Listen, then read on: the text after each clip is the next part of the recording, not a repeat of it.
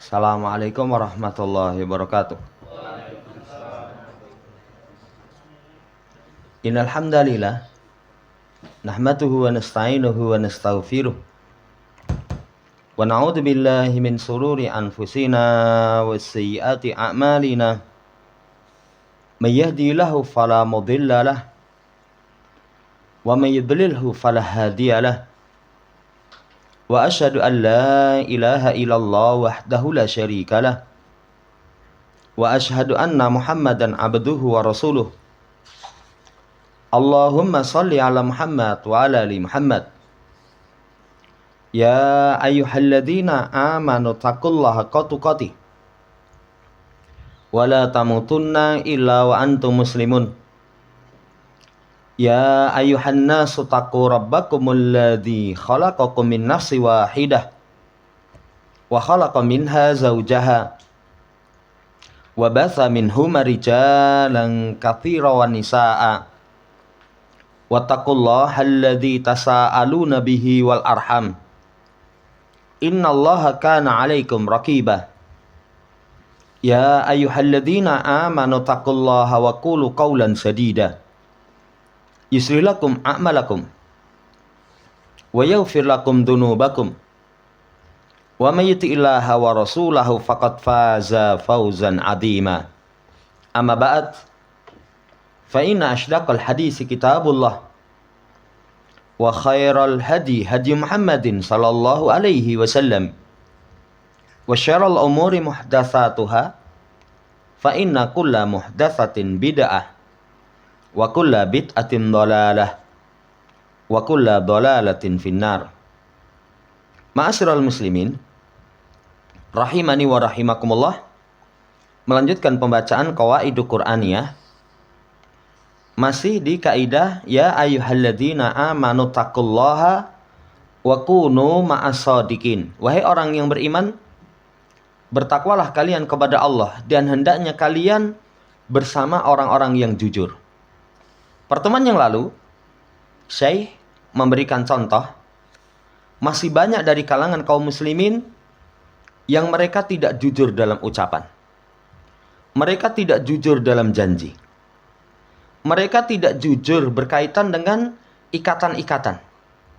Masih ada di kalangan kaum muslimin yang mereka tidak jujur, sehingga mereka menyuap, sehingga mereka khianat, sehingga mereka memalsukan surat-surat resmi. Jamaah hormati, setelah itu kata Syekh di safhah sadisah wa thalathun ba'dal mi'ah 136, laita haula'i yata'ammaluna hadal mauqifah. Aduhai sekiranya mereka ini mau memperhatikan berkaitan tentang sikap-sikap. Pertama, alladzi hadatsa bihi Abu Sufyan radhiyallahu ta'ala anhu qabla an yuslima. Apa yang terjadi pada diri Abu Sufyan sebelum dia masuk Islam. Sebelum dia masuk Islam. Berarti ketika masih musyrik, haina makana fi ardi Syam, yang ketika itu beliau di negeri Syam. Ijji'a bi kitabin min Rasulillahi sallallahu alaihi wasallam ila Hiraqlah. Ketika datang surat Rasul kepada Hiraqlah, penguasa Rum. Maka Hiraqlah ini mengatakan, hal hahuna ahadun min qaumi hadar rajulil ladzi yas'amu annahu nabi. Kata penguasa Rum ketika itu, apakah di sini ada seseorang yang termasuk kaum dari orang yang mengaku dia sebagai nabi? Itu begitu datang surat, langsung, ini ada. Kalau bahasa kita, orang Mekah. Orang yang merupakan kaum dari orang yang mengaku nabi itu. Faqala, ya, na'am. Qalu na'am, ada. Qaddu itu fi nafarin min Quraisy. Maka dipanggillah sekumpulan, aku dipanggil dari sekumpulan dari orang Quraisy. Ini kata Abu Sufyan. Ada. Nah, kemudian beliau ini termasuk yang dipanggil. Fadakhalna ala Hiraqlah, maka kami pun masuk menghadap beliau.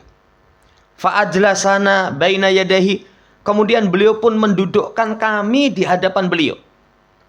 Maka beliau bertanya, ini penguasa Rom itu, ayyukum aqrabun nasaba min hadar rajuli alladhi yas'amu annahu nabi. Ditanya, siapa di antara kalian yang lebih dekat nasabnya dari orang yang mengaku nabi itu? Kata Abu Sufyan, aku. Jadi paling dekat nasabnya adalah aku.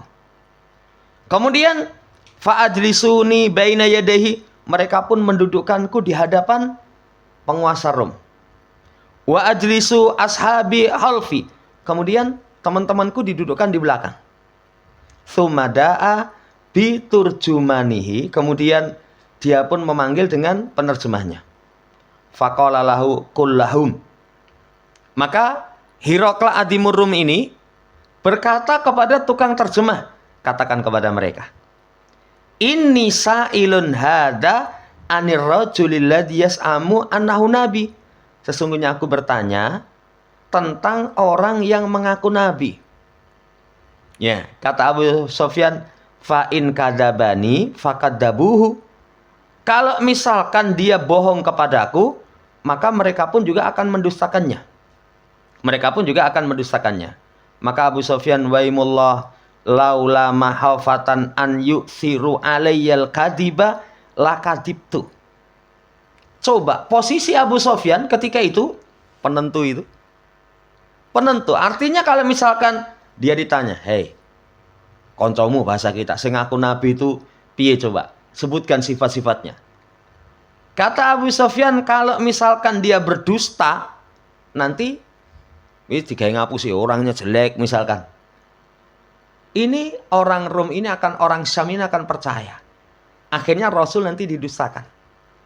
Tapi Abu Sufyan masih musyrik. Demi Allah, jikalau aku tidak khawatir berpengaruh buruk atasku dusta, sungguh aku akan dusta. Ini bahan renungan kita. Orang musyrik tidak beriman kepada Rasulullah SAW, masih kafir, itu pun sudah tidak berani berdusta. Kenapa? Karena khawatir pengaruh kejelekan daripada dusta. Pengaruh kejelekan daripada dusta. Padahal tadi disampaikan penentu. Penentu itu, ya, ini ada surat dari Muhammad yang mengaku nabi, didakwai. Ada di antara kalian di sini yang merupakan, ya, nasabnya paling dekat dengan orang itu? Abu Sufyan. Dia itu kunci. Kalau misalkan dia ngomong, oh itu palsu, itu nggak asli, itu dakwahnya itu bohong, itu Hirokla itu percaya. Orang Syam itu pasti akan mendustakan Rasulullah SAW. Tapi lihat beliau, padahal bukan mukmin. Kalau mukmin kan nggak mungkin. Dia masih musyrik kok. Dia pun mengatakan, demi Allah, kalau aku tidak takut pengaruh dusta atasku, sungguh aku akan berdusta. Saudara yang saya hormati, fata'ammal ayyuhal mu'min.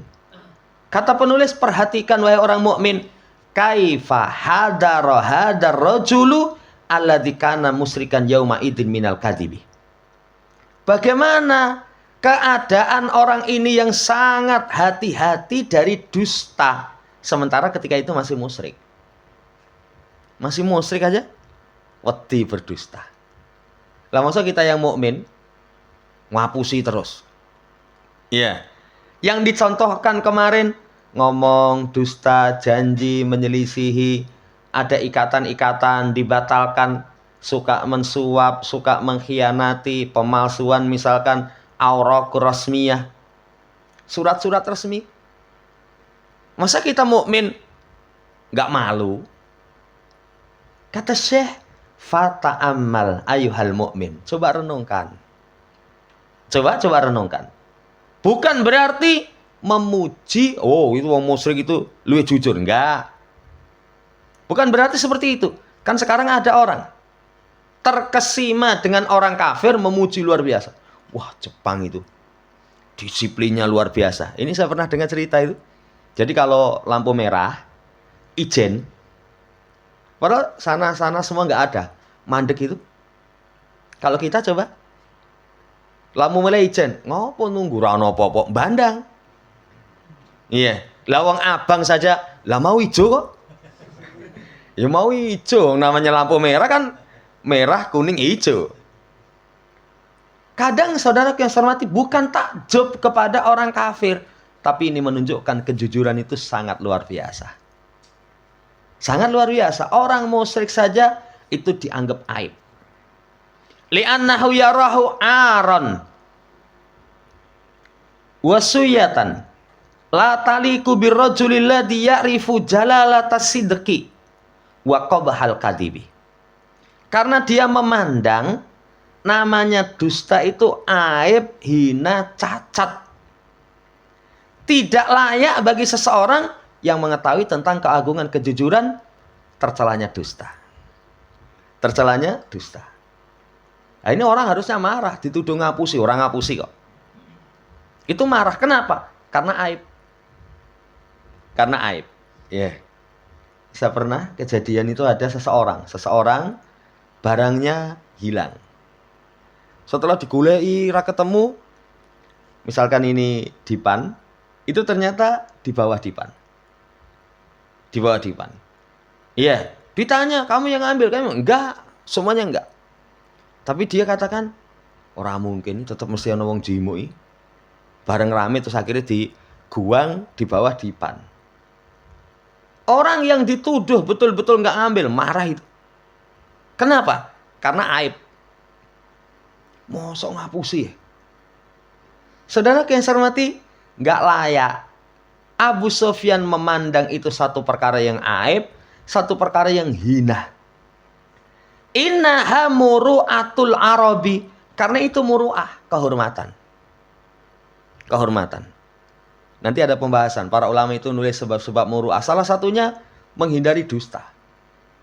Iya, orang terhormat kok berdusta, wah, aib itu. Kadang rela berkorban karena sudah terlanjur ngomong. Sudah terlanjur ngomong.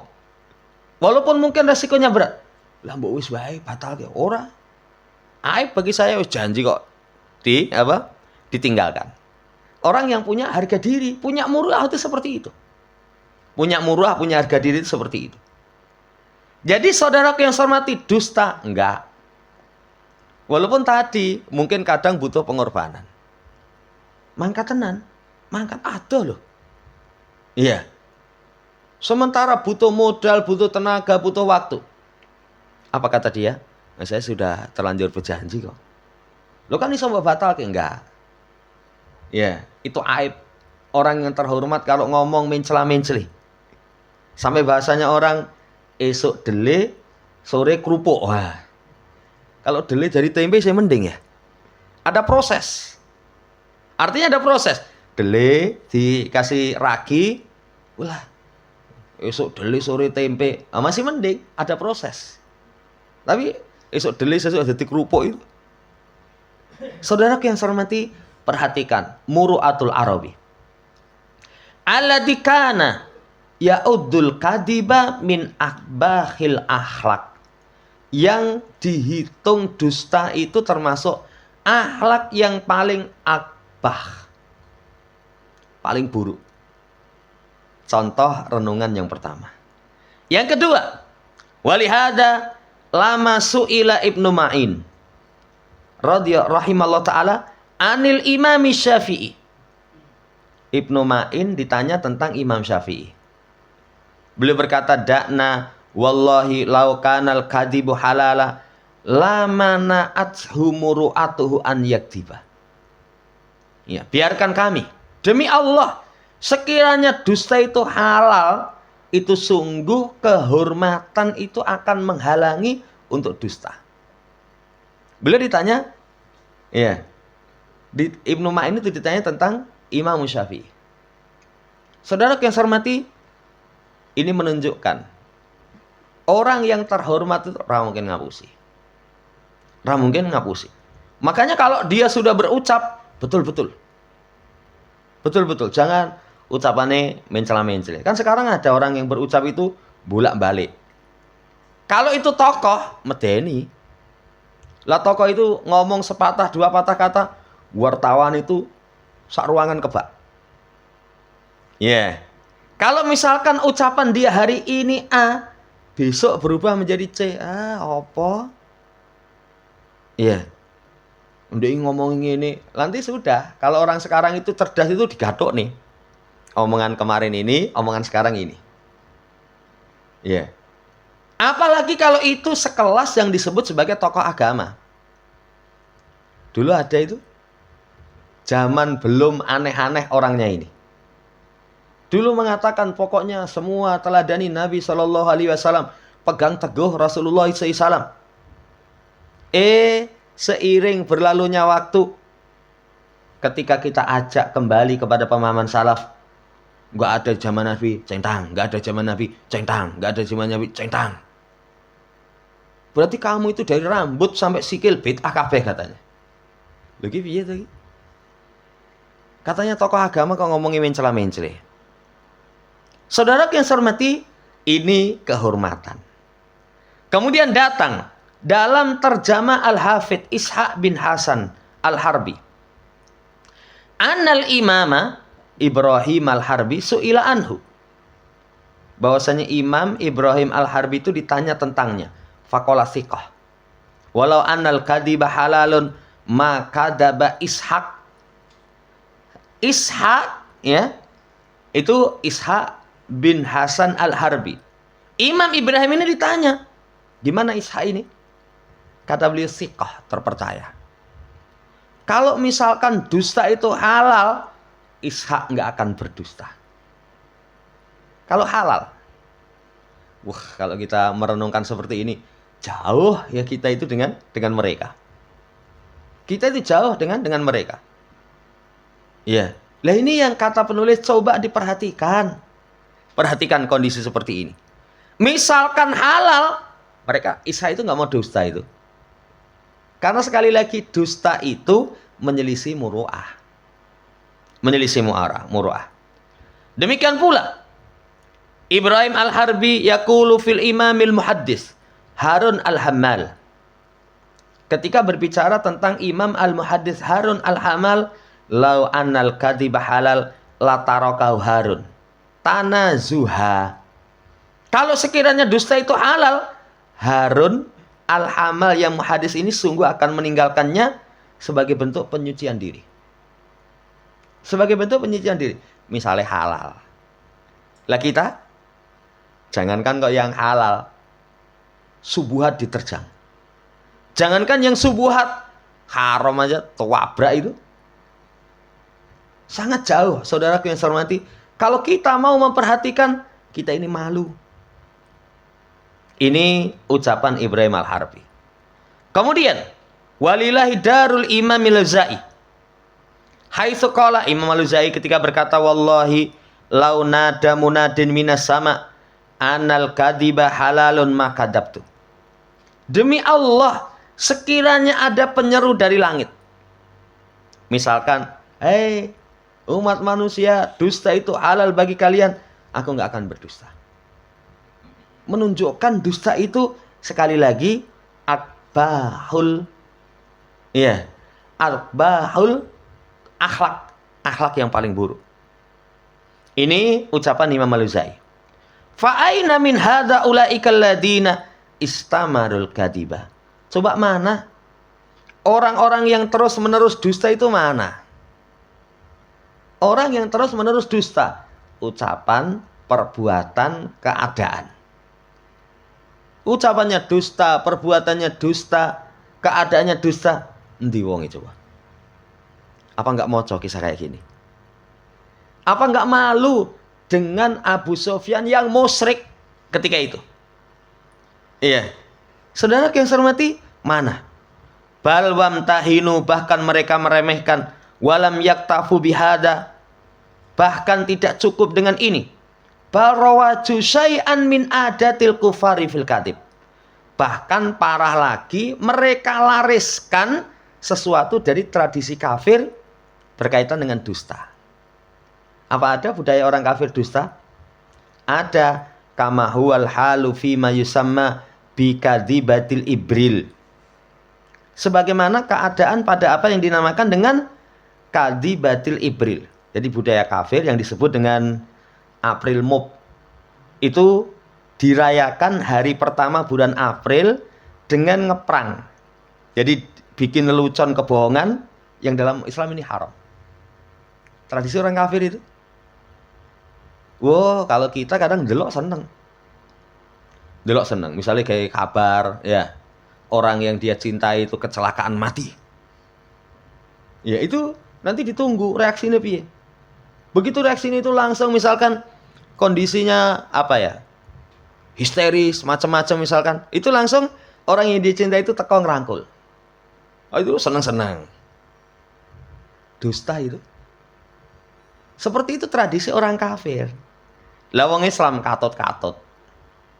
Ikut-ikutan wal iyadzubillah. Wa yas'amu ba'duhum anna tilka kadibatan bayda. Mereka anggap, jadi sebagian mereka menganggap itu dusta putih. Jadi kalau dusta hitam, wah nggak boleh.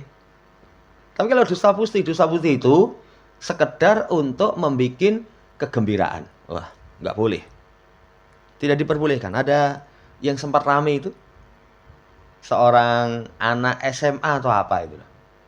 Iya, jadi guru sama murid itu kerja sama pas di hari ulang tahun dia. Itu dengan diadakan kebohongan. Dituduh nyuri. Padahal anaknya ini anak yang jujur. Sampai akhirnya malu luar biasa. Sampai pingsan koma gitu. Sampai mati coba. Tradisi sopo itu. Dalam Islam seperti itu haram. Dalam Islam seperti itu haram. Walaupun istilah mereka apa? Dusta putih. Dusta putih ini guys, suasana hangat untuk seneng kan, semuanya bareng terbongkar guyu kabeh itu. Seneng, tetap nggak boleh kok. Tetap tidak diperbolehkan. Pernah disampaikan sebagian hadis itu mengatakan boleh dusta dalam 3 hal. Ini pernah kita sampaikan. Perang, yang kedua suami istri, yang ketiga mendamaikan orang. Tapi kata para ulama bukan dusta yang dimaksud, tapi tauriah. Tauriah itu ucapan orang yang ngomong dipahami beda dengan orang yang mendengar.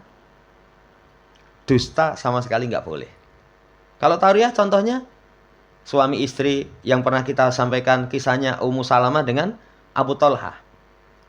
Ketika mau bepergian, Abu Thalhah anaknya sakit. Begitu pulang dari bepergian namanya orang tua. Pertama kali ditanyakan, anaknya sing loro wis mari apa urung? Si istri menjawab, anakmu dalam keadaan tenang. Maksudnya wis ora ambekan.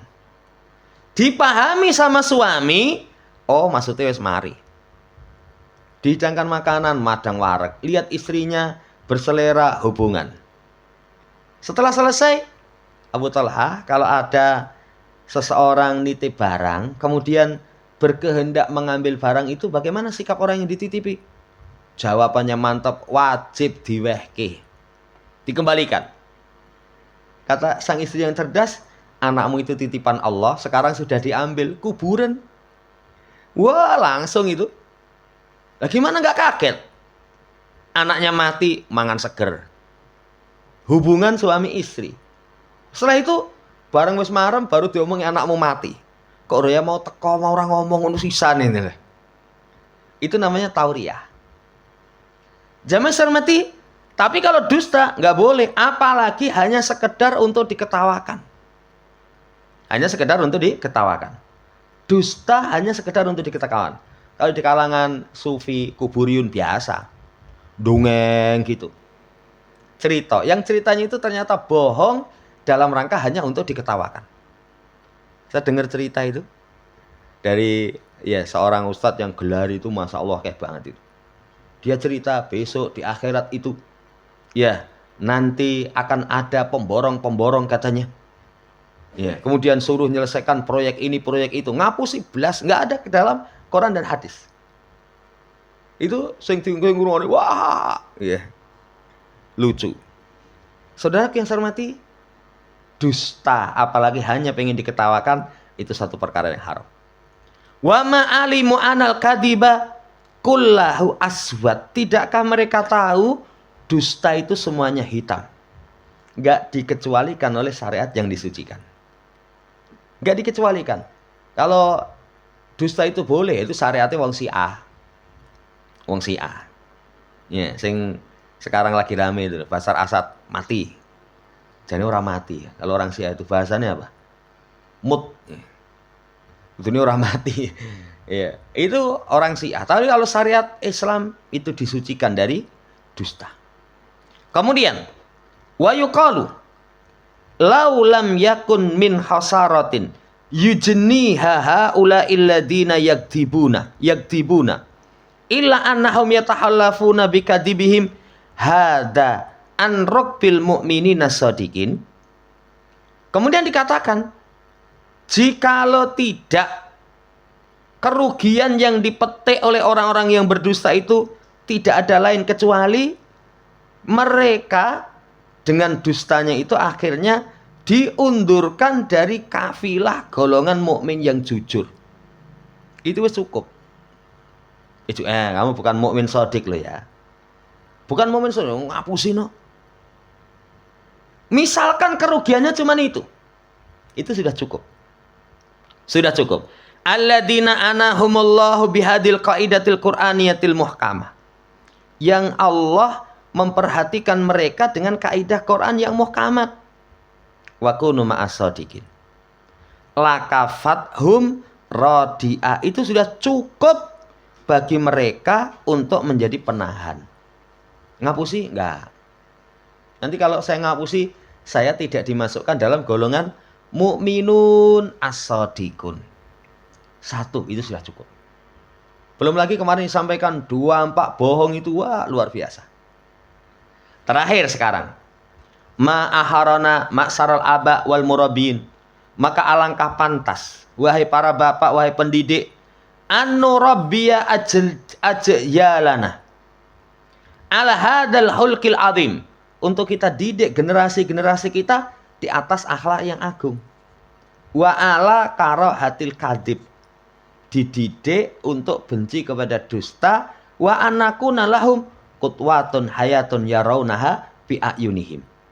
Supaya kita menjadi contoh hidup yang mereka lihat dengan mata kepala mereka sendiri. Ini nasihat kepada kita semua. Ya, supaya memiliki akhlak yang agung, supaya jangan dusta. Jangan dusta, ya. Kepada anak-anak jangan dusta. Kalau ngomong dipenuhi. Saya tuh kadang kalau janjinya anak, walaupun ya kadang repot gitu, saya berusaha tak penuhi. Tapi kalau misalkan tak penuhi, saya minta misalkan ini nggak bisa, ganti ini. Sampai betul-betul mau. Kalau mau ya wis, ora gelem ya waduh. Kapan tak janjeni mau renang pas liburan kemarin, qadarullah mobil itu di starter ora urip. Ya, ora urip. Akhirnya wis ra iso. Oh namanya bocah. Oh itu esok di sore janjeni renang itu bengi itu wis klambine disiapke, jajane wis disiapke. Seneng kok. Seneng. Kemudian pagi, wah starter kok ora urip. Itu gelo itu. Walaupun kadang ya wis tak terkei ke kura-kura itu. Tinggal di situ. Oh senang gitu. Ini sebagai orang tua. Jangan sampai orang tua omongannya itu nanti ada kebohongan. Sudah, kalau anak kita bohongnya paling ngapusi. Kalau sudah seperti itu, kehormatan kita jatuh. Ya. Ini contoh. Apalagi bohong yang nyata-nyata dilihat oleh anak. Ya le, engko Pak koncone Pak goleki ngomong Pak ora ono. Wah, bocah isih polos, koncone Pak teko. Assalamualaikum, Pak nyanti, Nduk. Ngomongi Pak ora ono. Ngomongi Pak ora ono. Lah kamu lagi ngopo? Turu. Itu pendidikan dusta. Ya. Kemudian berkata Ustadz Al-Adib Al-Kabir. Ya. Ini dibawakan ucapan ya Ustadz yang beradab besar, Muhammad Kurdi Ali. Lau amatna ila sidqi naj'aluhu syi'aronal batin wad-dhahir fi amati ahwalina la wafarona ala anfusina wa ala man yahtafuna bina alal qaimina bil amri fina awqatan wa amwalan wa lagwan wa batila. Kalau misalkan kita sengaja jujur, kita jadikan jujur itu syiar kita, dohir batin. Dan seluruh urusan kita sungguh akan melimpah kepada jiwa-jiwa kita dan kepada orang yang menyambut kita dan kepada orang yang tegak di atas perkara kita, waktu, harta, kemudian mainan dan kebatilan. Ya, ini Masya Allah. Jadi nanti kalau misalkan orang membiasakan jujur, luar biasa itu nanti. Luar biasa nanti. Diri kita selamat, kemudian orang-orang sekitar kita pun senang.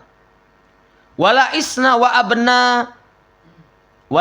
wa abnauna suada la nahlik wala nurawih. Sungguh kita akan hidup dan anak-anak kita bahagia, tidak sedih, tidak takut. Ya, mumtiina bimanujni. Maka akan senang dengan apa yang kita panen. Keberkahan bagi kita pada apa yang kita ambil dan kita beri. Sungguh kita hidup dalam naungan kemuliaan, merasakan makna sifat manusiawi. Kemudian wa naimna bil qanaah wa amana ridha. Kemudian kita pun jami hormati bersenang-senang bahagia dengan qanaah. Kemudian akan rata kepada kita saling ridho, puas. Ini kalau kejujuran. Sauma jujur, wah apik. Tapi selama ada kebohongan, wah sudah masalah. Saya kasih contoh, dulu ada suami istri. Sang istri berbohong. Jadi semua gaji dari suami kasihkan istri sing ngatur keuangan. Nah, sedulur-dulure itu nyilih. Kalau harta suami, sedulur nyilih, ya itu harus ngomong suami. Karena nanti kalau kekurangan, tanggung jawab suami. Si istri ini nggak ngomong. Akhirnya silai. Belum tanggal muda wis entek. Akhirnya utang sana, utang sini. Akhirnya semua orang nagih utangnya. Istri ditanya, bohong, serindat-serindut. Masalah itu. Bermasalah, malah dituduh duitnya nyandi. Mbok entek-entek. Jangan-jangan kamu mau melihara brondong sama kerupuk. Malah seudon. Ya. Coba. Ini dampak dari ketidakjujuran. Ini hati-hati. Jadi kalau dalam rumah tangga ada kejujuran, hidupnya di bawah naungan kemuliaan. Selesai penjelasan penulis. Terakhir bahan renungan, takwa merupakan seagung-agung tanda kejujuran bersama Allah. Jadi kalau orang pengen tahu seberapa kuat kejujurannya, cek ketakwaan. Apa itu takwa? 3 sajalah. Taat, syukur, dzikir. Kapan seseorang taat, syukur, dzikir, berarti dia bertakwa. Kapan dia bertakwa? Berarti dia telah membuktikan kejujuran ma'al maula. Renungan yang pertama. Yang kedua, la tasta'in bil kadab. Fa innahu yuqarribu lakal ba'id wa yubaidu lakal qarib. Dikatakan jangan gunakan, ya, jangan kamu meminta pertolongan dengan dusta. Artinya untuk mendapatkan sesuatu kamu harus berbohong. Jangan. Karena bohong itu yang jauh. Ya. Yuqarribu lakal ba'id. Nanti yang jauh akan mendekat, yang dekat akan menjauh. Karena sebab kebohongan. Jadi jangan sekali-kali menggunakan kebohongan. Jujurlah. Jujur. Ingat kata Nabi, jujur itu membawa kebaikan. Renungan yang ketiga, man sodakot lah jatuhu doharat hujatuhu. Wa man qala sidquhu qala sodikuhu. Siapa yang cara bicaranya jujur, hujahnya kuat. Orang itu kalau jujur nanti omongannya jujur, wah sudah kuat ya. Si ngomong siapa? Fulan.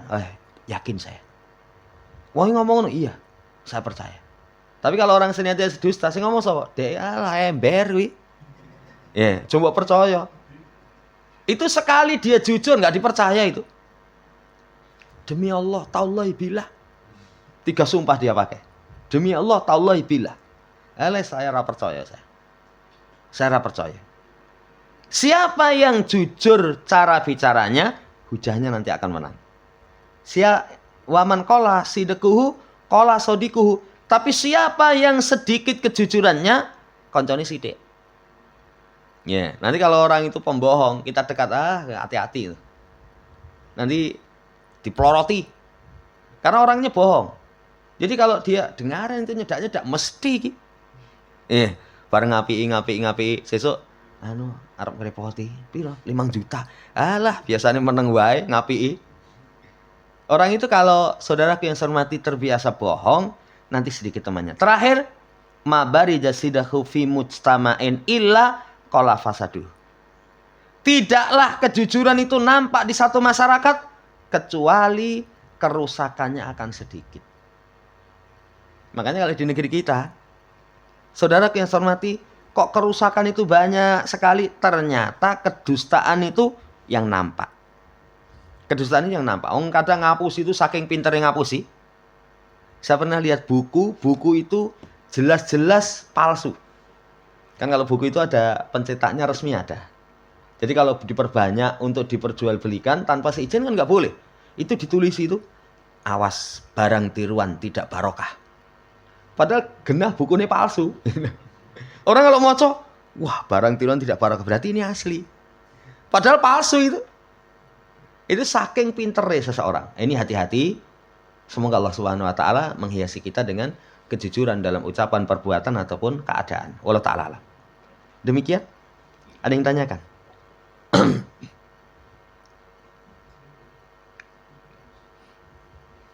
Cukup. Subhanakallahumma rabbana bihamdika asyhadu an la ilaha illa anta astaghfiruka wa atubu ilaik. Assalamualaikum warahmatullahi wabarakatuh.